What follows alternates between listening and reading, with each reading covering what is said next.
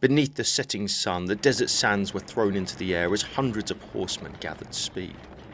Through the dust, flashes of steel cut through the haze as Ottoman rifles opened fire. In seconds, the men of the Australian 4th Light Horse Brigade would smash into the trenches ahead of them. What followed would become one of the most daring cavalry charges of the First World War. But there's one problem. By 1917, cavalry charges were supposed to be obsolete. So how did this one succeed? In this video, we'll follow the men who advanced on that famous day, and with the latest technology, wartime imagery and the words of those who were there, break down exactly what happened at the Battle of Beersheba.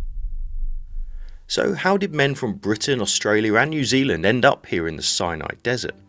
The answer lies in the Suez Canal, vital to Britain's global war effort, and successfully defended from Ottoman attacks in 1915 and 1916. After the disaster at Gallipoli, ANZAC forces were redeployed to Egypt, joining a new British push towards Jerusalem. But by 1917 the advance had stalled. For months the front line had barely moved. To break the deadlock, the British needed a way around the heavily defended coast, and that meant striking inland. Their target, Beersheba. A small desert town, but one with something critical: water, supply lines and a gateway to Jerusalem. Capture it and the entire Ottoman position in the region could begin to unravel. This is where the battle would be fought.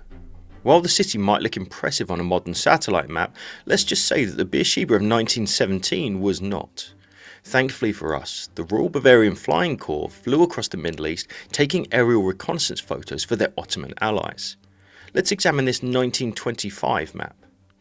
This isn't an ordinary map. Do you see all of these red squares? This is actually an incredibly detailed grid map of the 2,872 aerial photos taken by German pilots over the Levant in the First World War.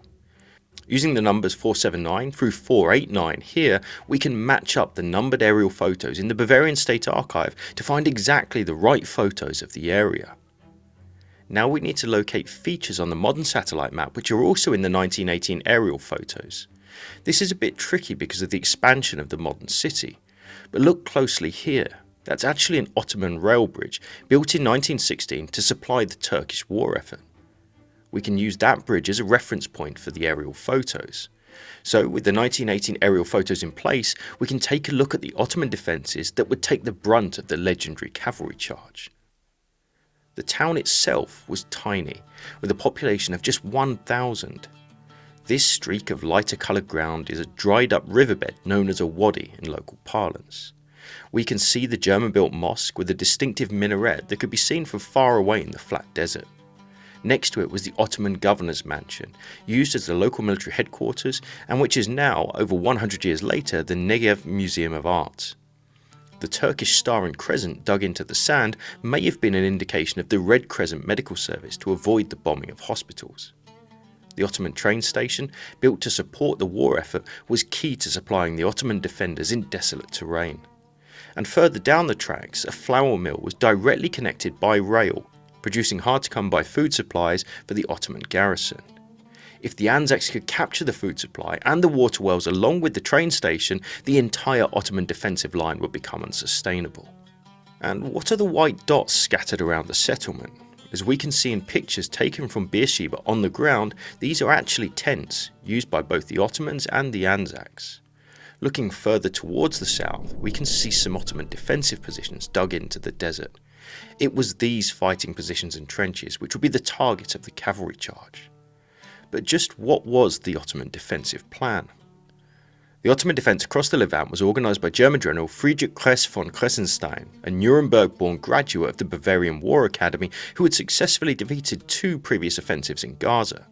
He sent Ottoman General Ismet Bey, a commander with a strong reputation amongst the German high commands, to oversee the defence.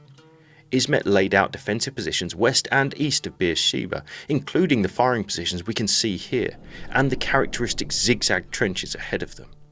These formed a rough crescent stretching from the wadi here all the way to the Ottoman rail line. The main anchor of the defence though was actually here to the east of Beersheba. On the modern satellite map this looks like a city suburb, but in 1917 it was a large tell known as Tel el Saba. For those unfamiliar, a tell is a hill made up of archaeological debris, usually from ancient settlements. Today the tell has been excavated and has become a major archaeological site.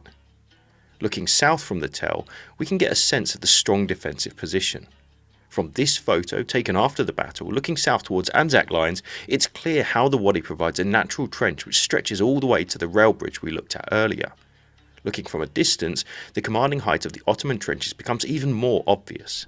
Beersheba would not be an easy nut to crack, but the British and ANZACs had a plan. On October the 30th, while the Ottomans dug into the desert, thousands of ANZAC men and horses took their final sips of water here at 2 desert camps. Just one day before battle, they began a 40-kilometre ride to positions around Beersheba. Trooper Patrick Hamilton described the advance in his diary. Joined the sandcar ambulances last night. Moved out at dusk. A complete full moon but rotten slow trip. Transport blocked up for miles, halting every few minutes.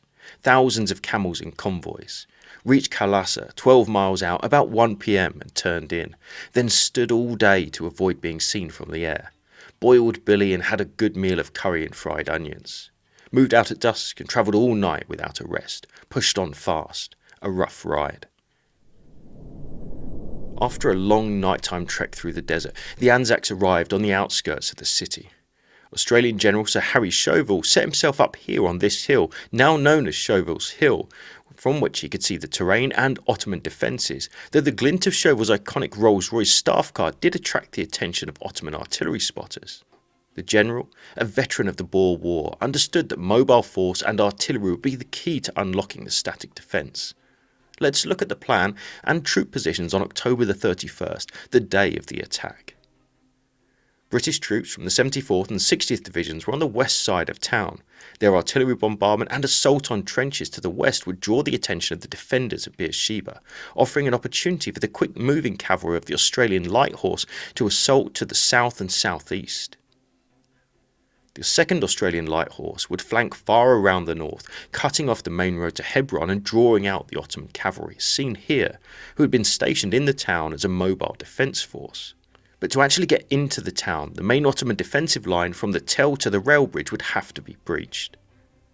The 1st Australian Light Horse and New Zealand Mounted Rifles would surround the Tell in a semicircle and attempt to use the wadi as cover to get as close as possible. Then, with the Tell neutralised, the ANZACs would have to make the most difficult attack of the day, a direct assault on the main Ottoman trenches here. Let's meet a few of the men who would soon charge into battle. Amongst the men preparing for the attack on Beersheba was a sporting celebrity of the age. Albert Tibby Cotter was a renowned Australian cricketer. Born in Sydney in 1883, Cotter was the fastest bowler of his time. He played for the Australian national team and was well known across the country. In fact, when he joined the Australian Imperial Force in 1915 at age 31, his photo was distributed all over the country as an example of patriotism to inspire new recruits. After joining the Light Horse, he was designated as a stretcher bearer, trusted to advance into battle with no weapon to rescue fallen comrades. Having distinguished himself under fire at Gallipoli, he would show his courage yet again in the battle to come. But not all ANZACs were so famous. Trooper Edward Randolph Cleaver was also in camp. Born in Ferntree Gully in Victoria in 1886, Cleaver was 29 years old when he enlisted with the Australian Imperial Force in 1914. Having survived the ferocious fighting at Gallipoli, he had hoped to get leave from Palestine to return home to see his seriously ill father. In an October the 10th letter, he told his sister that it will be grand to be home for Christmas, if only for a few weeks to see Papa once again, before he's taken from us, as he's been a good father to all of us, and sometimes I cannot hardly realise him being so sick, as he always looked so healthy. Cleaver applied for furlough, official approval to return home given his family's circumstances. Unfortunately, his request was denied. On October the 26th, 1917, he wrote a final letter home before the battle. Dear Papa and Addie, just a few lines to let you know how I got along with my application for furlough. I had bad luck and my application was returned to me marked insufficient. I suppose all will come right in the end. A fellow might just as well run his head at a brick wall as to try and fight them, as they have had the best end of the stick by far every time. The only chance one has to take things kindly. I remain your loving son and brother, Randolph. 4 days later, he and his comrades would ride into battle. On that morning, the ANZACs made their final preparations. This photo, taken before the attack, shows just a few of the hundreds of men and horses who were steeling themselves for the fight. Whilst they prepared, the attack on the western side of the town commenced. At 8:20 am, a British bombardment pounded Ottoman lines, and the 20th Corps began their assault. At the same time, the 7th Light Horse cut the road out of town, intercepting an Ottoman baggage train in the process. So far, so good. Now it was time for the ANZACs. The 1st Light Horse and the New Zealand Mounted Rifles approached the Tel through the waddies for cover, forming a semicircle around it and forcing the defenders to spread out all along the edges of the hill. The fast-moving horse-drawn Somerset and Inverness artillery batteries were used for close-range fire support. As one officer noted, the faithful little Royal Horse batteries were flinging out their shells, or gun following gun at the trot and the canter were hurtling over the rough ground into positions nearer the enemy. Despite their efforts, the New Zealanders were being held at bay in the waddies as Ottoman machine gun fire pinned them down. German bombers, flying from this airfield north of Beersheba, began to drop bombs on the men and horses stuck in the waddies. Something had to be done, or the attack would fail. Chauvel ordered the 1st Light Horse Brigade to set up more machine guns, while the Somerset battery moved closer to the Tel, now firing from just 1,300 yards away. With the increased artillery and machine gun fire covering them, the New Zealanders were able to crawl closer and closer, soon reaching the bottom of the Tel and working their way up. At 3 p.m, the artillery stopped just as the men began a full charge up to the top, given covering fire by more ANZACs on the banks of the Wadi. One trooper described the moment. The New Zealanders charged with fixed bayonets, pushing the attack home with great determination as they mounted the rising ground towards the enemy. The sight of cold steel coming upon them was evidently too much for the morale of the Turks, for their fire died down as our panting men approached their trenches, and those that did not bolt soon surrendered. As some Ottoman defenders began to flee through this wadi, squadrons of light horsemen ran them down. The Tel had been taken. But by now it was after 3 in the afternoon, and there wasn't much time before the sun began setting. With the light fading, Chauvel called a fateful meeting on his namesake hill. Australian Mounted Division Commander Henry Hodgson, William Grant of the 4th Australian Light Horse Brigade, and Brigadier General P.D. Fitzgerald, Commander of Britain's 5th Mounted Brigade, all gathered on the hill, watching the battle from afar. Each man understood that the final attack had to be launched now, before nightfall. Both Grant and Fitzgerald asked for the honour of leading the final assault. In 5 famous words, Chauvel gave his answer: "Put Grant straight at it." The die was cast. Hi guys, Dan here. Just wanted to do a quick video whilst I'm out on the battlefield. As you may well know, if you watch this content here on YouTube, we regularly write no AI in our video titles, and that's true. We don't use AI narration, we don't create images via AI, it's just not something that we want to do, but it doesn't mean that AI doesn't have its place. In fact, it can be extremely useful in history. This is a great example. This is called PLAUD, and it's effectively a super smart dictaphone. What's particularly helpful is just how easy it is to use. Connect via the dedicated app, attach it to your phone, or take it out with you on the ground or into a meeting, and with a single press of a button, PLAUD starts capturing everything. It's brilliant for research notes, long conversations and interviews. With up to 50 hours of recording time and a 5-meter range, it does a great job of making sure important details don't get lost. When I'm out and about researching, it's a simple way to flag something I know I'll want to come back to later. But the real magic comes when I'm back in the office. PLAUD's AI engine, Ask PLAUD, is incredibly useful for sorting through notes and research. For me, it helps organise my thoughts, pull out key details, and answer follow-up questions I might have. When you're trying to pull a script together on a busy schedule, having that information at your fingertips is a massive help. As a tool built for professionals, researchers, and creators dealing with lots of information, it's genuinely useful. Whether you're in a boardroom or out in the field, it fits naturally into the workflow. It also meets all major compliance standards and prioritises keeping your data safe at all costs. But don't just take my word for it. Have a look at PLAUD yourself. There's a 30-day free return policy, so you can give it a try completely risk-free. And using the code BATTLE15, you can get an extra 15% off. Thanks PLAUD for sponsoring this video. And now back to the action. 3 lines of the 4th Light Horse Brigade formed up here, just ahead of Chauvel's command post and behind a slight rise in the desert plains. Ahead of them lay 6.5 kilometres of open ground, desert plains with dry waddies scratching through the sand. Then the Ottoman trenches, the rail bridge, and the hope of water and food inside Beersheba. It was 4:30 p.m. and the sun was setting low over the desert, with the pall of millions of particles of sand clouding the sky, courtesy of the artillery and troop movements. The 4th Regiment assembled on the right, under Swagman Bill Bourchier, future Deputy Prime Minister of Australian state of Victoria. The 4th would hit the trenches head on. Meanwhile, the 12th, under the future Member of Parliament Lieutenant Colonel Donald Cameron, would attempt to charge directly past the trenches, over the bridge and into the town. These being mounted riflemen rather than heavy cavalry, bayonets would have to serve as makeshift swords. As the hundreds of horsemen cantered forward, they came into view of the Ottoman troops. 12th Regiment Trooper Sergeant Charles Doherty described the moment. As the long line with the 12th on the left swung into position, the rattle from enemy musketry gradually increased in volume. After progressing about 3/4 of a mile, our pace became terrific.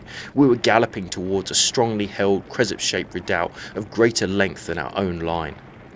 In face of this intense fire, which now included frequent salvos from field artillery, the now maddened horses, straining their hearts to bursting point, had to cross cavernous waddies whose precipitous banks seemed to defy our progress. The crescent redoubt, like a long, sinuous, smoking serpent, was taking a fearful toll of men and horses, but the line remained unwavering and resolute. As we neared the trenches that were belching forth death, horse and rider steeled themselves for the plunge over excavated pitfalls and through that tearing rain of lead. This photo gives us an idea of what that incredible moment would have looked like. In fact, many believe this was a photo of the charge. Historians today believe that it was a reenactment a year later, but it still sparks the imagination, with the iconic waves of slouch-hatted troopers in the same desert landscape. Just as the wave of men and horses looked to crest the trenches, German biplanes buzzed overhead, dropping bombs. Some hit the 4th Light Horse ambulance unit behind the charge, a moment witnessed by Trooper Hamilton. German Taube came over, for the 3rd time in 24 hours. With the setting sun behind him and flying very low, it was impossible to see him until he was right overhead. I then saw the observer leaning out of the cockpit and the bomb leave the plane a few hundred feet up. The bomb burst on impact with the hard ground, a direct hit on our bearer lines. He then turned and machine-gunned the camp, which added to the confusion. In the black dust and smoke, horses were rearing and neighing, while a few galloped madly away. Men were running and shrieking. But the Ottoman artillery and German aircraft were simply too slow to hit the fast-moving horsemen with much accuracy. Speed was a weapon all of its own. Despite men and horses dropping around them, the 4th Light Horse not only reached the Ottoman trenches, but leapt over them, leaving Ottoman soldiers facing attacks from both sides. As the first wave of troopers overran the trenches, they hurled grenades. Lieutenant Colonel Neil Smith wrote down his view of the chaotic assault. Some men charge across the trenches, scattering equipment and tents to the rear. Others dismount to throw themselves bodily at individual Turks as they engage in fierce hand-to-hand combat. The troopers lash at the Turks with their bayonets. Some unsling their rifles and use them as clubs in the confined space. Others manage to fix bayonets and lunge at the Turks. Many get away. A few quickly aimed shots with those handguns fire repeatedly at the fleeing glimpses of targets. There is pandemonium. Men shouting, screaming and cursing, bodies writhing in hand-to-hand combat, horses rearing and even lashing at the foe. In the forward trenches, it's over within minutes. As the 4th Light Horse smashed into the trenches in front of Beersheba, the 12th galloped on. While some of the 12th were caught up in the trench fighting around these defensive positions, other squadrons ran straight past, likely over and under the rail bridge and onto the main street of the town. In many of the photos after the battle, the bridge is a prominent feature, and any ANZAC who took part in that battle on that day remembered those arches for the rest of their lives. Within minutes, the entire Ottoman defence collapsed amid shocking brutality of the ANZAC charge. Trooper Ernest Pauls wrote in his diary, "At about 3 miles we came upon the Turks' first line. 2 lines of our men went straight on and the 3rd took up a dismounted assault on the front-line defences. Half an hour after the commencement we were right into Beersheba, rounding up large bodies of prisoners, guns, etc. Shock action they call these tactics, and very successful as the enemy was taken absolutely by surprise, as will be recognised by the fact that 6 of our troop captured a whole battery of field artillery. This is absolutely the greatest charge ever made in the history of the campaign in this front and will live in history forever. Pauls was right. In less than an hour, the 4th and 12th Light Horse had become legend, showing incredible bravery in the process. A captured German staff officer reflected, "We did not believe that the charge would be pushed home. That seemed an impossible intention. I've heard a great deal of the fighting quality of the Australian soldiers. They are not soldiers at all. They are madmen." In mere minutes, the so-called madmen had taken about 2,000 Turkish prisoners and counted about 500 dead Turks in the field. The Ottomans had suffered a total defeat. The fleeing Turks set the flammable flour supply alight, destroying the mill, the collapsed roof of which can even be seen from the air. They also blew up many of the wells, leading to a short-term supply crisis for the ANZACs. Despite the ANZAC victory though, many of their own had also paid the ultimate price. 30 light horsemen were killed during the charge, with 36 more wounded. Amongst them was Cotter. You may remember that he was assigned to stretcher bearer duty that day. He wasn't supposed to be riding into the front lines of combat, but earlier in the day he switched places with another trooper, insisting that he be given a chance to fight. Sadly, he was killed at close range in the chaos of the trench fighting. In this shocking photo, taken minutes after the battle came to an end, Tibby lies dead, an X marking his body. His death reverberated back in Australia, where he was remembered by many for his cricketing exploits. Cotter's brother had fallen just 2 weeks earlier on the Western Front in France. And sadly, his family was not the only one to face tragedy amidst triumph that day. Amongst those in the first wave was Randolph Cleaver. In the chaotic assault, Randolph was killed before ever getting a chance to see his dying father. His commanding officer wrote to his sister, "Randolph was in the first squadron that charged, and after galloping over 2 trenches full of Turks, we dismounted at the 3rd and got in with the bayonet. Your poor brother was killed in the act of dismounting by machine gun fire. His death was practically instantaneous, and he, with the others, were buried next day within a few yards of where they fell. He was one who at all times and circumstances was willing and ready to do anything he might be given to do, whether in the field or out of it, and by his conduct won the esteem and respect of all who came into contact with him. He is a great loss to the regiment and is missed by all, but especially by those who left Australia with him in October 1914, I myself being one." In the immediate aftermath of the battle, as men and horses alike rushed to find drinking water, makeshift cemeteries were set up. Randolph Cleaver was buried in a mass grave, marked by crosses and a plaque made from the metal sheet of a tank. 12 days later, Cleaver's father, already ill, died.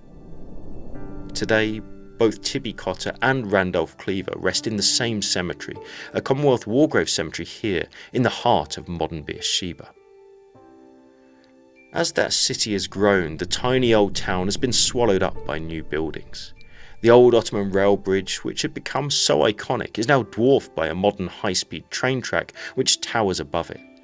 The old railroad station remains as a relic, with the trains sitting on tracks that lead to nowhere. And yet, in a region that knew war long before 1917 and still suffers from violent conflict today, the story of the men who fought here lives in history forever, just as Trooper Pauls predicted.